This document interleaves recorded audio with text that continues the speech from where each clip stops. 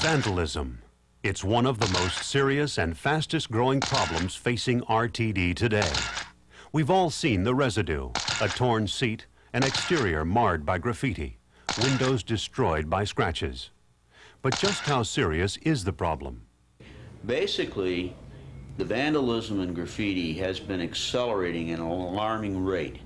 And the net effect is that it is vastly exceeding our ability and maintenance to keep up with it.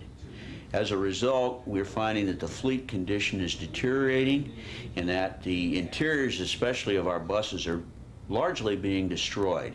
Traditionally, we've spent about $100,000 a month fixing seats, replacing glass, and removing graffiti. The situation is so bad now that we're probably in a $600,000 to $700,000 a month damage. That doesn't mean that we're repairing at a rate to $600,000 to $700,000. I don't have the people to do that. I don't have the funds to do that. Intimately familiar with the problem is RTD's Anti-Graffiti Undercover Police Unit. Yeah, they're being hit, go through Huntington Park. Those calls might be in retaliation for us doing all those arrests over there, vandalism. I guess what the best way to do it, the miscellaneous we're getting from the drivers of all the graffiti areas. This is the easier way to find out where our active and inactive areas are. What I did was all your red pin maps here are all your active areas, and we're going from Southgate, we're going to downtown. Alhambra is our active areas right now. Our blue pin maps are areas where we're getting calls, but they go from day to day. To the casual onlooker, all graffiti may appear to be illegible scribbling, but to the graffitist, there are several distinctions. The majority of the graffiti written on stationary objects, such as shops and buildings, is gang-related. Gangs mark their turf by writing their names on walls in the area. Another form of graffiti, known as tagging, is costing RTD millions of dollars in seat and window replacement and exterior refurbishment. In this case, the graffitist has designed his or her own special tag name. Rapid, Coke, and Mist are but a few of the adopted nicknames. The challenge is to mark a bus with your own personal tag name so that it will be seen across LA wherever the bus goes. For the tagger, this is status.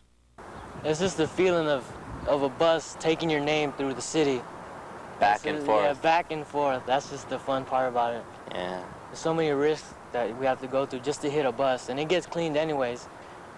But we don't care as long as it, travels yeah. And somebody sees it. That's fame. Looks like they were gonna hit that bus that just went southbound. Are they on Pacific right now? Negative. I thought you had them inside in McDonald's. Each day, the officers do an initial sweep, but they rely heavily on drivers' reports to locate the current hot areas. All this is marked here when they're holding the back doors open and our hands are tied. On my 3 o'clock trip, that's the heaviest, because I pick up a lot of school kids. And that's where it starts. They get in groups, and they do their messes and all this, and they get off the same way in groups. The basic taggers, they all look alike, with the various maybe colors and styles of hats and stuff. They'll wear a ball cap. It could be from black, white, or blue, Raiders, Cowboys. They're called crews.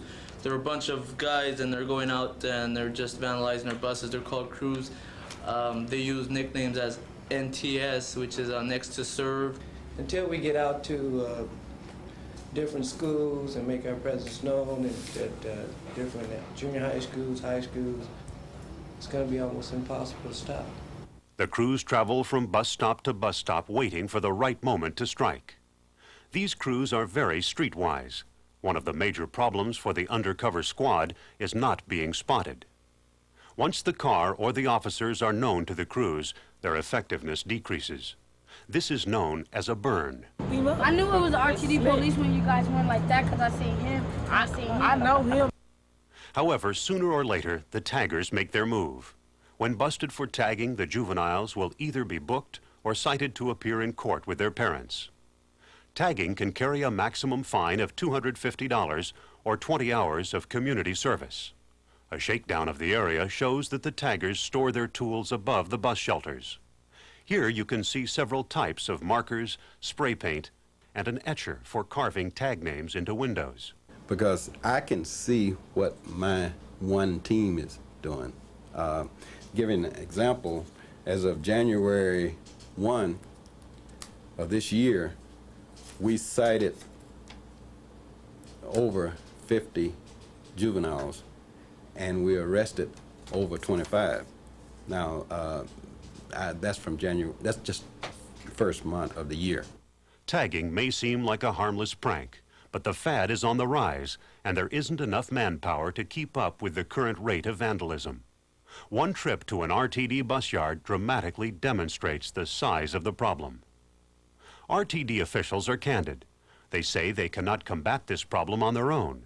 They need funds from Proposition A transit tax revenues to hire additional staff to do the refurbishing. They need help from school officials to assist undermanned transit police staff at problem school stops. They need help from the courts to increase the penalties given to offenders. The district believes its riders are entitled to first-class service, and the agency cannot deliver first-class service in a third-class vehicle. RTD officials pledge their efforts to refurbish the fleet to its original A1 status.